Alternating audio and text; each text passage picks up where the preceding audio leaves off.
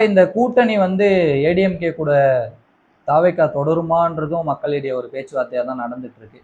234 தொகுதியிலுமே நம்ம தாவேக்கா விஜய் வந்து ஒவ்வொரு வேட்பாளரை நிக்க வைக்க பெரிய போராட வேண்டும்ன்றது மக்களிடையே ஒரு போராட்டமாகவும் வந்துட்டு தான் இருக்கு.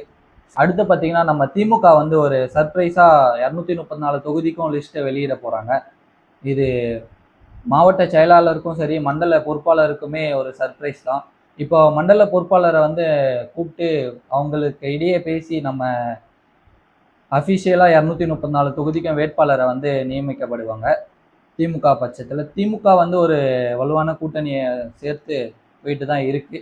சர்ப்ரைஸான ஒரு நியூஸ்ன்றத மாரி தேர்தலுக்கு முன்னாடி ஒரு புதிய டிஜிபிய வந்து தமிழ்நாட்டுக்கு கொண்டு வர போறதா மார்ச் 20 வந்து அத பத்தி பேச போறாங்க. ஸோ அதுக்கான மத்திய அரசு வந்து வேலையுமே பார்த்துருக்குது. ஒரு 4 பேர வந்து மத்திய அரசு வந்து நியமிக்க போறாங்க.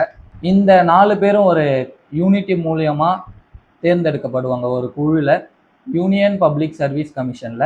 இவங்க ஒரு குழு அமைச்சு இந்த மார்ச் 20 அன்னைக்கு ஒரு டிஜிபியை தேர்ந்தெடுக்கப்பட்டு தமிழ்நாட்டில் வந்து நியமிக்கப்படுவாங்க.